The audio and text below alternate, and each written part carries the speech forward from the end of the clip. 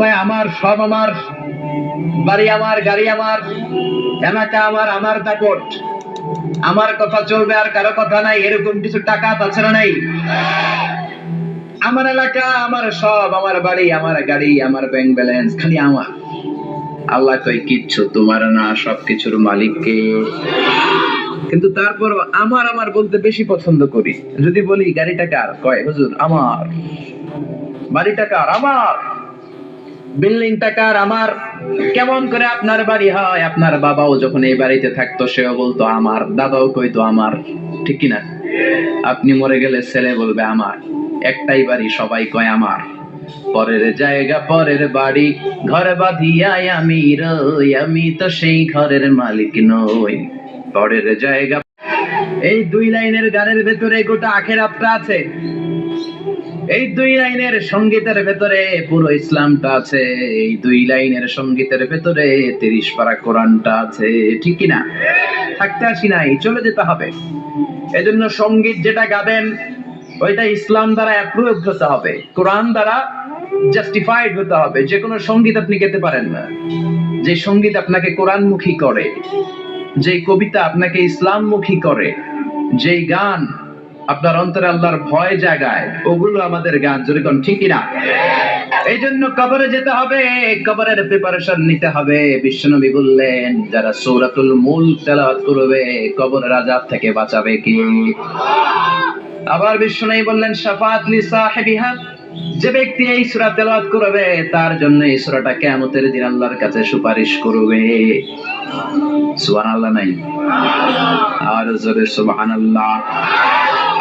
কোরআন সুপারিশ করবে আল্লাহর কাছে। আল্লাহ সুপারিশ ফেলে দিতে পারবে? প্রধানমন্ত্রীর কাছে যদি অর্থমন্ত্রী কোনো সুপারিশ নিয়ে যায়, প্রধানমন্ত্রী ফেলে দিতে পারবে?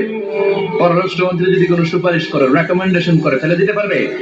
কোরআন যদি সুপারিশ করে, কবুল করে নিবে কে? এজন্য এই সূরা যারা তেলাওয়াত করবে, এই সূরা তার ভাই আল্লাহর কাছে সুপারিশ করবে, রব্বুল আলামিন এই সূরার সুপারিশ কবুল করে নিবে। আবার বিশ্বনবী বলেন খাসামাত আন সাহিবিহা, এই সূরাটা কিয়ামতের দিন এই সূরার তেলাওয়াতকারীর পক্ষ হয়ে আল্লাহর বিরুদ্ধে তর্ক করবে। আল্লাহু আকবার। আল্লাহর সাথে তর্ক, সাহস বেশি না কম? বেশি না কম? তর্ক করতেই থাকবে হাত্তা দাখালাহুল্লাহুল জান্নাহ, যতক্ষণ না রব্বুল আলামিন ওই লোকটাকে জান্নাতি বলে সার্টিফিকেট না দেয়। পড়তে রাজি আছেন সূরাতুল মুলক? এজন্য বিশ্বনবী বলতেন মান কারা বিহা ফি লাইলা, রাতে যে সূরাটা তেলাওয়াত করবে তার আমলনামার মধ্যে সওয়াব দিয়ে পূর্ণ করবে কে? এজন্য বিশ্বনবী দরদ মাখা কণ্ঠে বলেছেন আমি চাই আমার প্রতিটা উম্মতের হৃদয়ে এই সূরাতুল মুলকটা গাঁথা থাকে।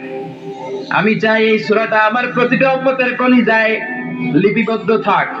আমি চাই 30টা আয়াতের এই সূরাতুল মুলক আমার প্রতিটা উম্মতের সিনার মধ্যে লিপিবদ্ধ থাক। সুবহানাল্লাহ। মুখস্থ করতে রাজি আছেন? সবাই করবেন? যারা ইনশাআল্লাহ বলেন নাই তারা তো আর করবেন না, না? করবেন, করবেন, সবাই করবেন। মাত্র 30টা আয়াত। কয় আয়াত? এক মাসে কয় দিন? আপনাদের সামুদ্রে এক মাস কয় দিনে হয়? এদিকেও 30 দিনে। তাহলে প্রতিদিন যদি একটা করে আয়াত আপনি মুখস্থ করেন, আপনার সূরাটা মুখস্থ করতে লাগবে কয় দিন? জোরে বলেন। এটা আপনাদের বাড়ির কাজ, শামুকসারবাসীদের জন্য বাড়ির কাজ, হোমওয়ার্ক। কোরআন পড়া হয় না, আগামী এক মাসে এই শামুকসারের প্রত্যেকের হৃদয়ের ভিতরে এই সূরাতুল মুলক থাকার দরকার আছে না নাই? রাজি আছেন? রাজি আছেন? চিৎকার করে পড়েন ইনশাআল্লাহ। এই সূরাটার মধ্যে নাস্তিকদের জন্য কিছু ডোজ আছে, ডোজ। নাস্তিকদের জন্য কিছু ডোজ দিয়েছে কে? মেডিসিন দিয়েছে কে? আমরা আল্লাহরে বিশ্বাস করি, আমরা আস্তিক। যারা করে না তারা কি? আমরা আস্তিক হতে চাই না, নাস্তিক। নাস্তিকরা বলে আমরা স্রষ্টা মানি না, কারণ স্রষ্টা দেখি না। কিন্তু ওরা বাতাসও দেখে না, কিন্তু বাতাস মানে কি মানে না? কারো মাথায় যদি ব্যথা হয় দেখে না, কিন্তু মানে কি মানে না? Bad headache, someone feel bad headache in his head. So why do you believe on that? কেন মাথা ব্যথা মানো? Do you see the air in the atmosphere? বাতাসে যে বায়ুমণ্ডলে যে বাতাস, এটাকে আমরা দেখতে পাই।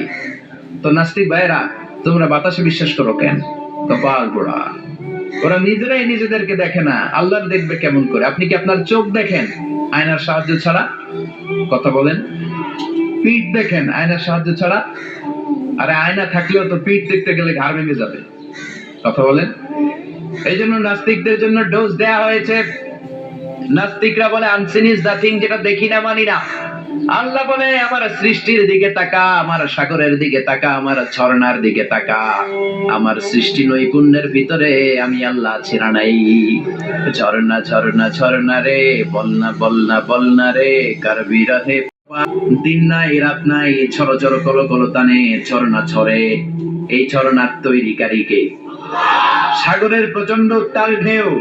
কক্সবাজারে যাবেন 155 kilometre, the longest sea beach ever in the world.